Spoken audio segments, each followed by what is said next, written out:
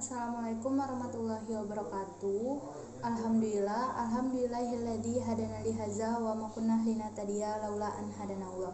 Asyhadu an la ilaha illallah wa asyhadu anna Muhammadar Rasulullah. Amma ba'du. Yang terhormat kepada Ibu Masroroh Dia Wahyu Lestari MP selaku dosen pengampu mata kuliah Ilmu Pengetahuan Sosial Anak Usia Dini. Baiklah, pada kesempatan kali ini kami dari kelompok 4 akan mempresentasikan dimensi pengetahuan sosial yang beranggotakan yaitu Huri Hurairah, Ipa Khonifah, dan saya sendiri, Cindy Mesyarinanda. Kepada pemateri pertama dipersilakan. Oke, di sini saya Huri Hurairah akan membahas tentang dimensi pengetahuan. Oke, jadi dimensi pengetahuan itu secara konseptual, pengetahuan atau knowledge mencakup fakta, konsep, dan generalisasi yang dipahami oleh siswa. Nah, fakta itu sendiri disajikan untuk para siswa, hendaknya disesuaikan dengan tingkat usia atau tingkat kemampuan berpikirnya masing-masing. Nah, secara umum, fakta untuk siswa SD hendaknya berupa peristiwa atau hal-hal yang konkret, tidak bersifat abstrak. Nah, terus juga contoh faktanya seperti ini. Misalkan ada 10 anak di kelas yang sedang bermain. Itu adalah salah satu contoh fakta. Terus juga siswa perempuan di kelas ada 15 orang. Siswa laki-laki di kelas ada 10 orang. Nah, itu semua termasuk fakta. Oke, menurut Krathwohl itu pengetahuan terbagi menjadi 4, yaitu ada pengetahuan faktual, yang kedua ada pengetahuan prosedural, yang ketiga ada pengetahuan konseptual, dan yang keempat ada pengetahuan metakognitif. Nah, pengetahuan faktual itu adalah pengetahuan yang paling bawah dalam tingkatnya atau sejajar dengan berpikir tingkat rendah. Terus juga pengetahuan faktual ini bersifat konkret. Nah, kalau pengetahuan prosedural itu setara dengan berpikir tingkat tinggi. Nah, kombinasi pengetahuan prosedural dan metakognitif setara dengan berpikir kritis. Pengetahuan metakognitif ini bersifat abstrak. Oke, jadi pengetahuan faktual ini adalah pengetahuan yang mengetahui ada sesuatu yang terjadi. Sedangkan pengetahuan prosedural ini adalah mengetahui bagaimana cara melakukan sesuatu. Hal ini menunjukkan bahwa pengetahuan faktual adalah berupa fakta, teori, peristiwa, dan benda-benda. Sedangkan pengetahuan prosedural itu sendiri melibatkan langkah-langkah dalam melakukan sesuatu. Assalamualaikum warahmatullahi wabarakatuh. Nama saya Cindy Mesyarinanda. Di sini saya akan menjelaskan tentang dimensi keterampilan. Pada dimensi keterampilan ini ada 3 menurut Parhali. Yang pertama itu menurut Supriya 2017, kecakapan mengolah dan menerapkan informasi merupakan keterampilan yang sangat penting untuk mempersiapkan siswa menjadi warga negara yang mampu berpartisipasi secara cerdas dalam masyarakat demokratis. Terus ada menurut Ahmad Susanto 2014, keterampilan adalah pengembangan kemampuan-kemampuan tertentu sehingga digunakan pengetahuan yang diperolehnya. Keterampilan ini dalam pendidikan IPS terwujud dalam bentuk kecakapan mengelola dan menerapkan informasi yang penting untuk mempersiapkan siswa menjadi warga negara yang mampu berpartisipasi secara cerdas dalam masyarakat demokratis.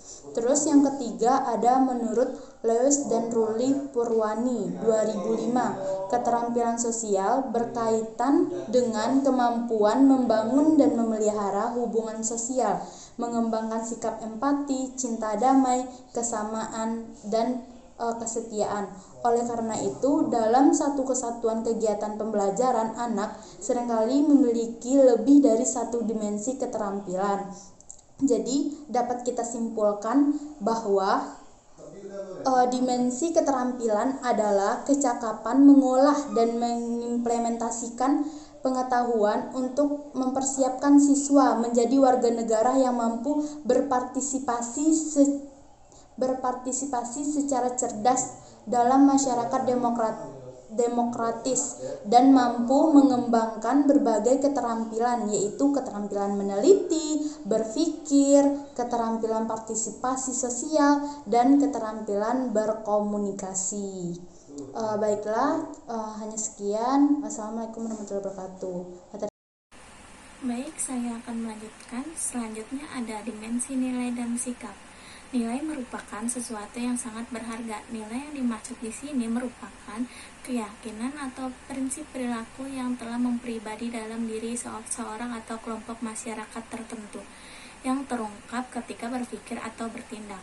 Umumnya, nilai dipelajari sebagai hasil dari pergaulan atau komunikasi antar individu dalam kelompok seperti keluarga, himpunan keagamaan, kelompok masyarakat, atau persatuan dari orang-orang yang satu tujuan. Nilai ini terbagi menjadi dua, nilai substantif dan nilai prosedural. Yang pertama, nilai substantif merupakan keyakinan yang telah dipegang oleh seseorang dan umumnya hasil belajar bukan segera menanamkan atau menyampaikan informasi semata. Setiap orang memiliki keyakinan atau pendapat yang berbeda sesuai dengan keyakinannya tentang suatu hal. Hal ini tergantung pada kondisi atau iklim keluarga masing-masing yang beda satu sama lain. Ada kondisi keluarga yang harmonis, interaksi saling menghargai, bertutur kata halus, dan ada keluarga yang tidak harmonis, bertutur kata kasar, suka membentak, dan lain-lain. Yang kedua ada nilai prosedural. Nilai ini merupakan kunci nilai yang dapat menyokong atau terciptanya masyarakat yang demokratis, seperti toleransi terhadap pendapat yang berbeda, menghormati pribadi orang lain, dan menghargai bukti yang sama serta bekerja sama. Apabila kelas IPS dimaksud untuk mengembangkan partisipasi peserta didik secara efektif dan diharapkan semakin memahami kondisi masyarakat Indonesia yang beraneka ragam, maka peserta didik perlu mengenal dan berlatih menerapkan nilai-nilai ini. Oke, di sini saya akan menjelaskan tentang dimensi tindakan.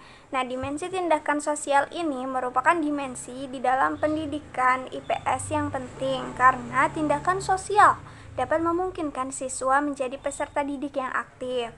Nah, dengan jalan berlatih secara konkret dan praktis, belajar dari apa yang diketahui dan dipikirkan tentang isu-isu sosial untuk dipecahkan sehingga jelas apa yang dilakukan dan bagaimana caranya.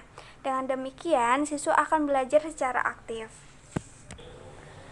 Jadi, dimensi tindakan ini menjadikan siswa menjadi peserta didik yang aktif. Peserta didik menjadi peka dalam permasalahan sosial yang ada di sekelilingnya, baik yang ada di dalam masyarakat maupun di dekat lingkungan sosialnya, baik lingkungan sekolah maupun lingkungan rumah, seperti keinginan dalam bersosialisasi dan dapat menstimulus perkembangan sosial mereka. Baik, cukup sekian presentasi dari kelompok kami, kelompok 4. Kurang lebihnya mohon maaf. Billahi taufiq wal hidayah. Wassalamualaikum warahmatullahi wabarakatuh. Terima kasih teman-teman.